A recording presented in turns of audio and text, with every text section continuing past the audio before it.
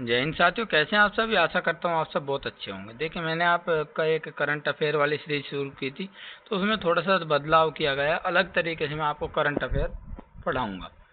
तो चलते हैं, पहला करंट अफेयर आज का। गूगल ने भारत में सर्च के लिए जारी किया नया AI मोड। आपको पता है भाई, इस समय AI का बहुत ज़्यादा ट्रेंड है, AI का युग है, तो इससे क्वेश्चन बनना बिल्कुल लाजमी है। अब इसके बारे में थोड़ा सा पढ़ लेते हैं। गूगल ने भारत में अपने क्रांतिकारी AI मोड की आधिकारिक शुरुआत कर दी है। यह नवाचार पारंपरिक कीवर्ड आधारित खोज के ढांचे से आगे बढ़कर उपयोगकर्ताओं को अधिक स्वाभाविक, संवादात्मक और जटिल जानकारी खोजने की सुविधा प्रदान करता है। ठीक है, आजकल आपने भी देखा होगा करंट अफेयर के जो क्वेश्चन आ रहे हैं वो डायरेक्ट ना पूछ के उसमें 3-4 बिंदु दे देता है, 4 ऑप्शन देता है, बोलता है इसमें कौन सा सही है कौन सा गलत है। इसलिए इस चीज़ को सोचते हुए, इस चीज़ को देखते हुए मैंने इस तरीके के करंट अफेयर कराने का फैसला लिया, जिससे थोड़ी सी जानकारी आपको अतिरिक्त हर करंट अफेयर के बारे में रहे। अब आपको ये पता होना चाहिए, वो क्वेश्चन आपसे पूछ लिया किस तकनीक पर ये जो AI मोड है किस तकनीक पर काम करता है, तो ये कस्टम जेमिनी 2.5 तकनीक द्वारा संचालित। ये आपका इम्पोर्टेंट है। कस्टम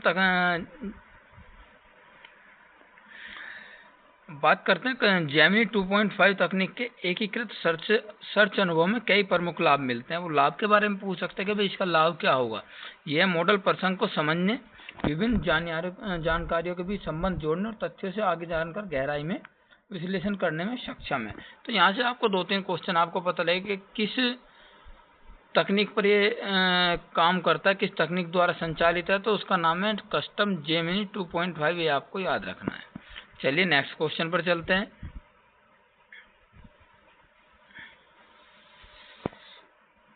नीरज चोपड़ा ने 85.2 मीटर थ्रो के साथ ओस्ट्रावा गोल्डन स्पाइक, ये आपको याद रखना है, Ostrava Golden Spike 2025 javelin throw का खिताब जीता। आपको पता है नीरज चोपड़ा जो एक भाला फेंकने वाले हमारे खिलाड़ी हैं, भारत के स्टार भाला फेंक एथलीट नीरज चोपड़ा ने गोल्डन स्पाइक मीट में पहली बार खेलते हुए सर्वाधिक 85.2 मीटर का विजयी थ्रो किया। तो आपको ये याद रखना है, ओस्ट्रावा गोल्डन स्पाइक 2025 में वो ये पूछ सकता है कितना थ्रो किया, तो 85.2 मीटर आपको याद रखना है। इससे पहले उन्होंने क्या उपलब्धि हासिल की है उसके बारे में बात कर लेते हैं। पेरिस डायमंड लीग विजेता जून 2025, ये इन्होंने जीती है।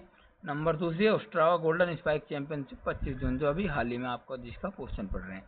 ये यहाँ से इम्पोर्टेंट करंट अफेयर हो जाते हैं। नेक्स्ट क्वेश्चन पर चलते हैं। चलिए, अडानी ग्रुप ने शुरू किया भारत का पहला of grid green hydrogen plant. कौन सा? Of grid green hydrogen plant. आपको इसमें अब 23 जून 2025 को गुजरात के कच्छ में, कहाँ पे? गुजरात के कच्छ में आपसे पूछ सकता है कहाँ पे शुरू किया गया है, तो गुजरात के कच्छ में शुरू किया गया है। देश का पहला of grid 5 megawatt green hydrogen plant चालू किया गया। किस तरह से चलता है ये? तो पूरी तरह सौर ऊर्जा से संचालित है और किसी भी प्रकार से मुख्य बिजली ग्रिड से नहीं जुड़ा है, यानी कि इसमें कोई भी बिजली का कनेक्शन नहीं है। टोटल क्या है? सौर ऊर्जा से संचालित है। ये पूर्ण स्वचालित और बंद लूप इलेक्ट्रोलाइजर प्रणाली रियल टाइम और ऊर्जा इनपुट के अनुसार प्रतिक्रिया करती है। किस तरीके काम करती है? तो बंद लूप इलेक्ट्रोलाइजर प्रणाली के तहत। ठीक है, ये आपको ध्यान रखना है। चलते हैं नेक्स्ट क्वेश्चन की तरफ।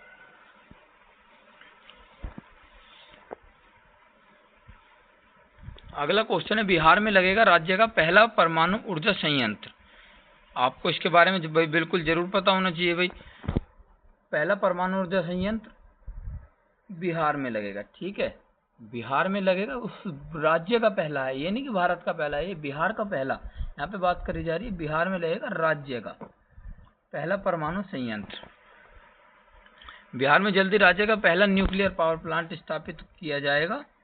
यह योजना भारत में स्मॉल मॉड्यूलर रिएक्टर SMR आधारित ऊर्जा प्रणालियों के विस्तार का हिस्सा है। यहाँ से क्वेश्चन क्या बन सकता है, जो बिहार में पहला राज्य का पहला परमाणु संयंत्र आपका स्थापित किया जा रहा है, कौन सी योजना का हिस्सा है? तो आप यहाँ से एक चीज नोट करके चलना है, भारत में SMR यानी कि स्मॉल मॉड्यूलर रिएक्टर आधारित ऊर्जा प्रणालियों के विस्तार का हिस्सा है, जिसमें बिहार उन पहले 6 राज्यों में शामिल होगा जहां इस तकनीक को लागू किया जा रहा है। यानी कि 6 राज्यों में वैसे परमाणु संयंत्र लगने हैं, उनमें सबसे पहले कहाँ पे लग रहा है, तो बिहार में लग रहा है। आपको ये ध्यान रखना है, ठीक है।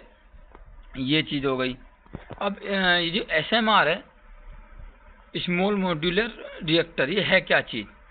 स्मॉल मॉड्यूलर रिएक्टर परमाणु ऊर्जा की एक उन्नत तकनीक है। यह तकनीक खास तौर पर उन क्षेत्रों के लिए उपयुक्त है जहां बिजली की मांग कम है या भौगोलिक परिस्थितियां चुनौतीपूर्ण है, यानी कि जहां पर बिजली की खपत कम है या लोगों के द्वारा मांग कम है, वहां पे ये लगाया जा सकता है।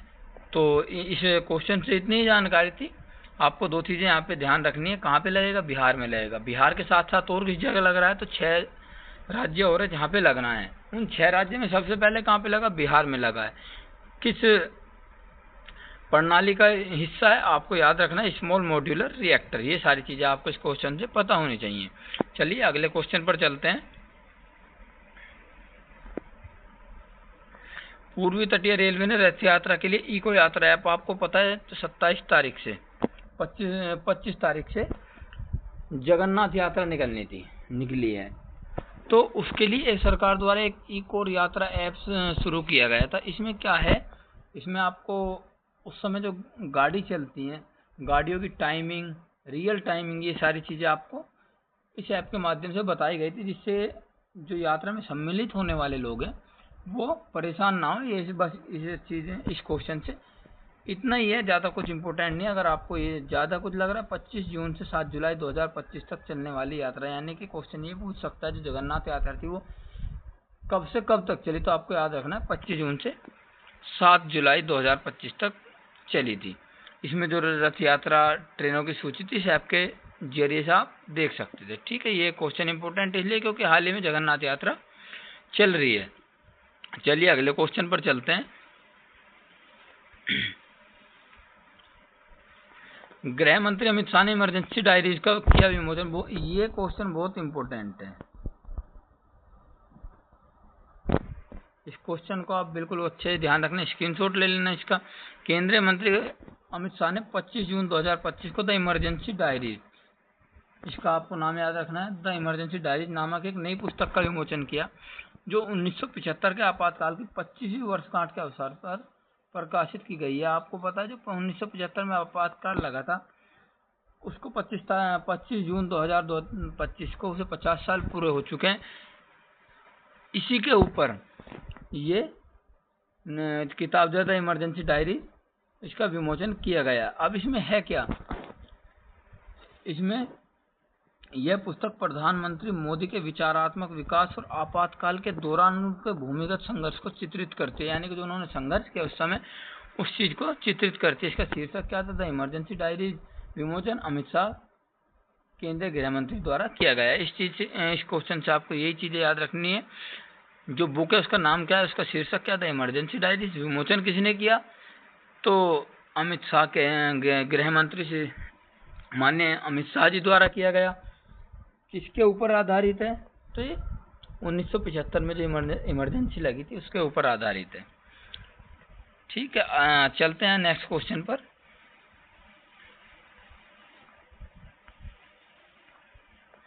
चलिए, इफ्को ने ब्राजील में पहला विदेशी नैनो उर्वरक संयंत्र स्थापित किया। किसने किया? सबसे पहले आपको याद रखना है, इफ्को ने। कहाँ पे किया?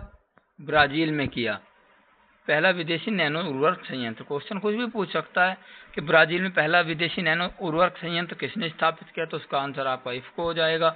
दूसरा क्वेश्चन ये पूछ सकता है इफ्को ने अपना पहला विदेशी नैनो उर्वरक संयंत्र कहाँ स्थापित किया, तो उसका आंसर आपका ब्राजील हो जाएगा। अब इसके बारे में थोड़ा सा जान लेते हैं क्या चीज़ है। यह रणनीतिक पहल ब्राजील की कंपनी नैनो फर्ट के साथ साझेदारी में की गई है। यहाँ से क्वेश्चन ये बन सकता है, जो इफ्को ने ब्राजील में अपना पहला विदेशी नैनो उर्वरक संयंत्र स्थापित किया है, तो ब्राजील की किस कंपनी के साथ साझेदारी में किया गया है, तो उसका आंसर हो जाएगा आपका नैनोफर्ट। ये आपको याद रखना है। कहाँ पे स्थापित किया है ब्राजील के अंदर, किस जगह वो स्थापित किया है, तो कुरिचिबा पराना प्रांत ब्राजील, ये आपको ध्यान रखना है। इसमें इनका रेशो क्या रहेगा, किस रेशो में इनकी साझेदारी रहेगी, तो नैनोफर्ट और भारत की जो साझेदारी रहेगी, यानी कि 100% में 70% भारत का हिस्सा रहेगा जो उसमें लगेगा, और 30% ये ब्राज़ील का हिस्सा रहेगा। ठीक है, इस चीज़ से आपको ये इतनी क्वेश्चन से जानकारी बहुत है। नेक्स्ट क्वेश्चन पर चलते हैं। चलिए, आज के लिए भाई इतना ही था। ये जो इम्पोर्टेंट क्वेश्चन हो सकते थे वो मैंने आपको सारे बताए हैं, आप इन्हें नोट डाउन कर लेना। इसी तरह 10-12 क्वेश्चन करके मैं आपके सामने लाता रहूँगा, जिससे आपकी डिटेल में किसी क्वेश्चन को लेकर तैयारी हो जाएगी। और मैंने अभी तक चैनल को सब्सक्राइब नहीं किया है, जो कोई नया है चैनल पर, तो वो चैनल सब्सक्राइब जरूर कर लें। इसी तरह से अगर 1-2 सब्जेक्ट और हैं, आपको अच्छे से अच्छा पढ़ाने का मैं प्रयास करूँगा। ठीक है, इस वीडियो को चलो यहीं तक रखते हैं, तब तक बने रहिए। जय हिंद।